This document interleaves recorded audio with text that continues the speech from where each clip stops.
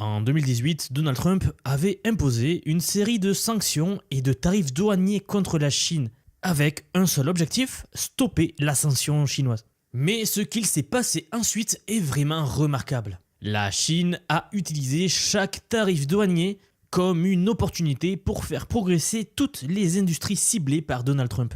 Quand les États-Unis ont attaqué l'agriculture chinoise, le plan s'est retourné contre les agriculteurs américains. La Chine s'étant simplement tournée vers le Brésil pour acheter du soja. Quand Donald Trump a ciblé la production d'acier chinoise, cela a conduit la Chine à réaliser une percée technologique qui a révolutionné toute l'industrie. Et quand les États-Unis ont essayé de stopper Huawei, la plus grande et la plus performante entreprise tech chinoise, non seulement Huawei a survécu, mais elle a répondu avec sa plus forte croissance en 4 ans. Et maintenant, avec le lancement par la Chine de DeepSeek R1, tout a changé. Ce modèle d'intelligence artificielle open source plus performant a définitivement balayé l'illusion que les tarifs douaniers contre la Chine pourraient un jour fonctionner. Montrez-moi une seule industrie où les tarifs douaniers ont atteint leur objectif de contenir la Chine. Vous ne pouvez pas. Et pourtant, aussi fou que cela puisse paraître, on voit encore aujourd'hui la même stratégie. Le président Trump a même qualifié le mot tarif de, et je cite, plus beau mot du dictionnaire. Tout cela nous signale que nous retournons tout droit vers son outil préféré de sa première administration. Mais cette fois, attention, c'est différent. L'excédent commercial de la Chine avec le monde a atteint près de 1000 milliards de dollars, dont 280 milliards rien qu'avec les États-Unis. Et c'est cette situation qui a mis la Chine dans une position que beaucoup d'analystes considèrent comme la plus favorable que jamais pour une guerre commerciale avec les États-Unis. Mais pour vous montrer comment exactement les tarifs ont stimulé l'innovation chinoise et a rendu le pays plus fort, écoutez cet extrait de David Sachs, un proche allié de Donald Trump et surtout une voix importante dans l'industrie américaine de l'IA. L'innovation majeure de DeepSeek réside dans l'amélioration de l'efficacité des puces. Ils extraient davantage de performance des puces, une nécessité absolue. En raison des contrôles à l'exportation, l'accès aux puces avancées est limité en Chine. Ils ont dû apprendre à être plus efficaces, la nécessité devenant mère de l'innovation. Vous avez entendu ces derniers mots? Il dit que la nécessité, ça a été la mère de l'innovation pour les Chinois. Et c'est là la principale raison pour laquelle les tarifs et les sanctions de Trump contre la Chine n'ont jamais fonctionné jusqu'à aujourd'hui. Les tarifs ont simplement forcé la Chine à travailler plus dur et plus intelligemment, et donc à accomplir plus avec moins. Pendant de nombreuses années, la Chine était le premier client des États-Unis en matière de semi-conducteurs. En fait, en 2023, la Chine a importé pour 349 milliards de dollars de puces électroniques, dépassant même les 337 milliards de dépenses pour l'importation du pétrole brut cette année-là. C'est complètement faramineux et c'est complètement dingue. Mais au lieu de permettre aux entreprises américaines comme Intel de profiter par exemple du commerce florissant avec la Chine, le gouvernement américain a détruit cette source de revenus pour eux. Résultat, Intel est devenu l'action la moins performante du SPY, du SP500 l'année dernière. Donc l'action la moins performante du marché américain, avec une chute de 60% comme vous le voyez là, alors même que ce pionnier des semi-conducteurs peinait déjà à s'adapter à un paysage en pleine mutation. Et pendant ce temps, le cabinet de Trump compte un nombre sans précédent de milliardaires. Il en compte exactement 13, faisant donc de son administration la plus riche au monde, et la plus riche de l'histoire même. Déjà, cette administration est dirigée par l'ancien gestionnaire du fonds spéculatif et maintenant secrétaire au Trésor, Scott Batsand.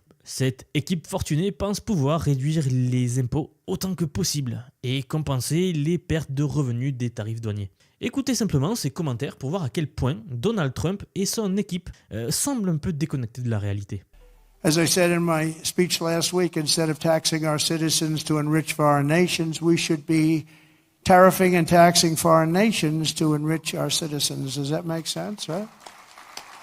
En fait, c'est assez étrange car ce n'est pas tout à fait comme ça que fonctionnent les tarifs douaniers. Les tarifs ne sont rien d'autre que des taxes. Taxer le commerce signifie moins d'échanges et donc des prix plus élevés pour tout le monde, particulièrement pour le consommateur américain. Mais il semble que Donald Trump soit prêt à tout pour stopper la croissance chinoise, même si cela signifie de nuire un petit peu à l'économie américaine. Après, c'est une stratégie comme une autre. Ici, ce que l'on joue, c'est la géopolitique mondiale. Et effectivement, vous le savez, le plus grand conflit, ce sera USA contre Chine. Et je suppose que c'est ce qui arrive quand la Chine lance l'outil d'IA open source le plus avancé qui a secoué Wall Street et a effacé 1000 milliards de dollars de la bourse en une seule journée. J'en avais fait même plusieurs vidéos à quel point l'événement était majeur. Mais attention, il y a une histoire encore plus importante ici. Avec des médias traditionnels comme le Financial Times par exemple, qui publient des articles de Donald Trump et son équipe que l'on n'aurait jamais pu imaginer regarder. Ils publient la chose suivante: avec DeepSeek, la Chine innove et les États-Unis imitent. C'est un peu l'inversion des rôles de ce qu'on avait l'habitude jusqu'à maintenant. Alors je vais décortiquer cet article pour vous et vous montrer exactement comment la scène tech chinoise se prépare pour l'avenir dès maintenant.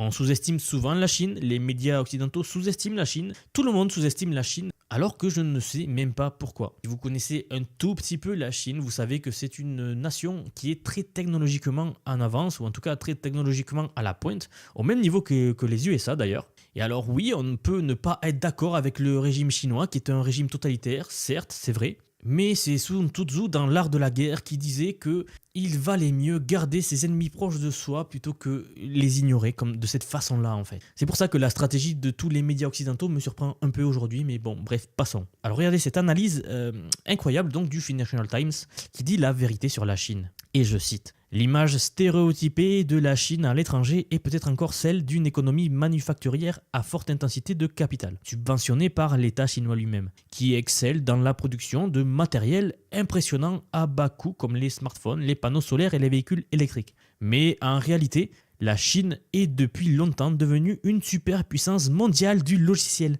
dépassant l'Occident dans le commerce électronique, les services de finances numériques et a massivement investi dans l'IA. Vous voyez, les États-Unis ont un très gros problème d'arrogance. Ça a toujours été le cas dans toute l'histoire récente des États-Unis. Et cela s'est transmis à l'Occident d'ailleurs, puisque même nous en Europe, parfois nos dirigeants, vous le savez je pense, font un peu les arrogants. Mais franchement, je trouve que c'est une très mauvaise stratégie. Pourquoi faire cela?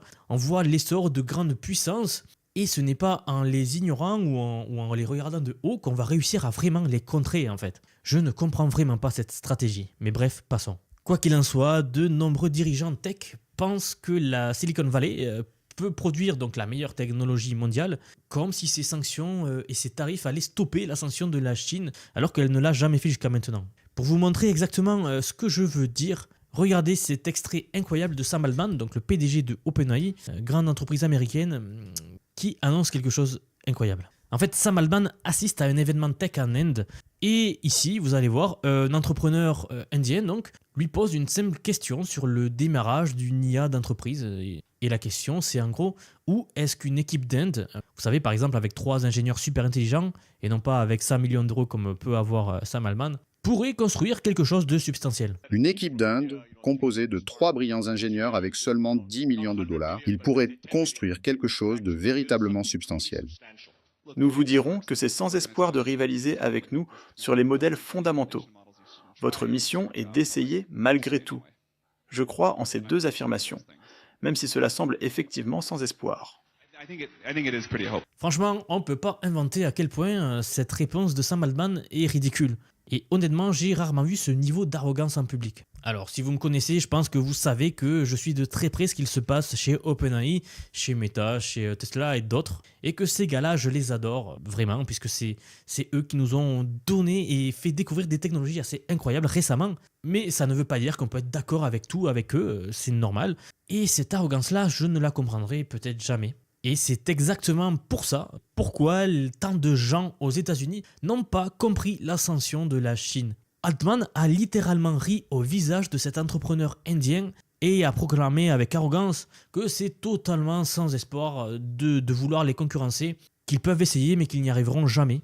Alors qu'on a vu très récemment, en fait il y a 2 semaines, qu'une petite équipe en Chine a réussi à détrôner leur méga projet à 100 millions, voire à 500 milliards de dollars, le Stargate. Et donc je pense que, honnêtement, pour être honnête avec vous, cette séquence de Sam Altman, eh bien, elle restera dans l'histoire comme l'un des pires commentaires de tous les temps sur la tech américaine. Je vous l'ai déjà dit, au lieu de l'Inde, eh bien ça s'est passé en Chine, et au lieu de 100 millions de dollars, la Chine a construit DeepSeek avec un budget de seulement 6 millions de dollars. Rappelez-vous ce que disait David Sacks plus tôt, la nécessité est mère de l'invention. Oui, avec ce qu'a fait la Chine, en fait, les règles du jeu ont presque complètement été nivelées. Et donc, ça a mis un sacré coup à Sam Altman et ça l'a peut-être fait redescendre. Car en fait, on va être honnête, si quelqu'un domine dans ce domaine actuellement, eh bien c'est la Chine. J'ai fait une vidéo très récemment sur Vision IA, sur une nouvelle IA donc, qui fait des vidéos. Donc l'entreprise derrière TikTok, énorme entreprise chinoise, qui donne une intelligence artificielle qui permet maintenant de faire des vidéos créées par IA et qui sont en train de foutre un sacré coup à Google, à OpenAI avec Sora qui est maintenant dépassé, etc. What would art be like without emotions? It would be empty. What would our lives be like without emotions? They would be empty of values. So a famous classical poet said, "We hate and we love. Can one tell me why?" Catullus. Science does not answer why questions. Regardez ce tweet de Day, l'un des principaux investisseurs de la Silicon Valley, donc c'est pas n'importe qui, et qui explique que le seul bon modèle d'IA de la Chine n'est pas juste DeepSeek en fait. Il y a 10 modèles de premier niveau, tous entraînés à partir de 0, ou meilleurs que le modèle européen Mistral. Alors que les États-Unis n'ont que 5 laboratoires, eh bien la course à l'IA bat son plein. Donc oui, vous l'aurez compris, ce qui est intéressant ici, c'est que l'avenir de l'IA pourrait ne pas être États-Unis contre Chine, mais plutôt Pékin contre Shanghai, ou alors Shanghai contre Guangzhou. Tant il y a d'entreprises chinoises qui se font la concurrence au niveau national déjà, et qui élèvent le niveau de jour en jour. Oui, quelques jours seulement après le lancement de la plateforme R1 de DeepSeek, eh bien Alibaba, l'entreprise chinoise de e-commerce, a répondu avec son propre outil d'IA appelé le Qwen 2.5 et qui se classe encore plus haut que le modèle DeepSeek. C'est en fait très courant dans la scène tech chinoise. La concurrence nationale stimule l'innovation. Nous l'avons déjà vu d'ailleurs de première main dans l'industrie chinoise des véhicules électriques, là où des centaines d'entreprises chinoises se sont fait concurrence au niveau national, et donc seuls les meilleurs ont survécu, et donc celles qui ont survécu sont maintenant à un niveau mondial. Encore une fois, c'est un autre point majeur que les États-Unis continuent de manquer. C'est la concurrence qui engendre l'innovation, pas les sanctions ni les tarifs douaniers à mon avis. Franchement, il a été difficile de suivre le nombre de percées technologiques que la Chine a réalisées rien qu'au premier mois de 2025. Si vous suivez Vision IA, je pense que vous savez que j'ai dû faire des vidéos non-stop car le progrès technologique a été non-stop, tout simplement. Depuis janvier 2025, je n'ai pas arrêté. Mais car les entreprises n'ont pas arrêté de nous proposer des innovations technologiques complètement dingues. Et franchement, si on n'arrête pas, si ça continue comme ça, fin 2025, franchement, je ne sais pas qu'est-ce qu'on aura. D'ailleurs, l'année a commencé avec une migration massive d'utilisateurs de TikTok vers l'application chinoise Xiaohongshu. Je regardais comment on le prononçait, en réponse donc à l'interdiction de TikTok par le gouvernement américain. Cela s'est traduit donc par une victoire énorme en termes de soft power de la Chine. Autre point, les scientifiques chinois ont franchi une étape majeure dans la course à la création du premier réacteur à fusion nucléaire au monde. Imaginez cela comme une centrale nucléaire, mais au lieu de diviser des atomes pour créer de l'énergie donc, eh bien ces nouveaux réacteurs fusionnent les atomes ensemble, exactement de la même manière que notre Soleil crée de l'énergie en son sein. Et quand cette technologie sera pleinement développée, elle offrira essentiellement une énergie propre et illimité, potentiellement pour toute l'humanité. Et c'est cette semaine donc que les scientifiques chinois nous ont rapprochés de ce futur en générant une boucle stable de plasma pendant un temps record de 17 minutes. Mais la Chine n'en avait pas fini. Une semaine plus tard, une entreprise chinoise en concurrence directe avec Starlink de Elon Musk a aussi révolutionné l'industrie des satellites en orbite basse. Ils ont créé un satellite qui a atteint la transmission de données record de 100 gigas par seconde en utilisant un simple laser. En gros, c'est l'équivalent de 10 films complets en seulement une seconde. C'est 10 fois plus rapide que le Starlink d'Elon Musk et place donc la Chine en position de fournir une connectivité 6G ultra rapide, même à des endroits les plus reculés du monde. Donc vous voyez, ils ont pris également de l'avance dans le domaine de la 6G. Comme je le dis souvent sur cette chaîne, nous devons étudier la Chine parce que les Chinois inventent des technologies qui façonneront notre avenir et si on continue à les sous-estimer de la façon dont le font tous les Occidentaux, ça risque de très mal finir pour nous. En fait, au lieu de célébrer ces incroyables accomplissements, eh bien Washington est entré en mode panique totale. Melanie Hart, la directrice principale du Global China Hub de l'Atlantic Council, préconise maintenant que les États-Unis volent les meilleurs talents chinois en IA pour pouvoir suivre le rythme de la Chine. C'est une déclaration complètement dingue qu'on n'aurait pas imaginée il y a 5 ans.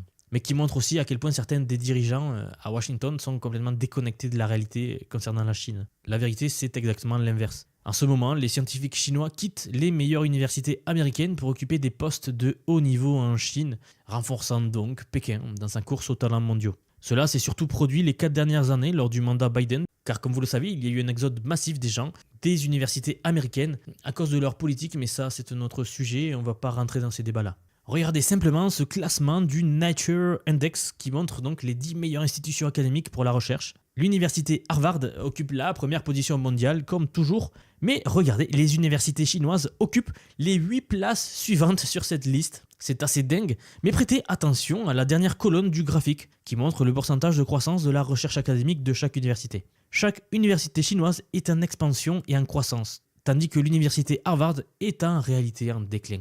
Que nous observons un changement surprenant de la politique de l'administration Trump. N'oublions pas que pendant sa campagne présidentielle, Donald Trump avait promis aux électeurs américains qu'il imposerait des tarifs de 60% sur tous les produits venant de la Chine. Ces tarifs, adoptés un peu plus tôt cette semaine, ont été réduits à un niveau beaucoup plus bas et beaucoup plus raisonnable de seulement 10%. Le cabinet Trump réalise maintenant à quel point des tarifs de 60% seraient dommageables pour l'économie américaine et a dû immédiatement pivoter vers une nouvelle stratégie donc. Et dans un mouvement que personne n'aurait pu prédire, Trump a ciblé l'industrie des semi-conducteurs de Taïwan avec des tarifs élevés.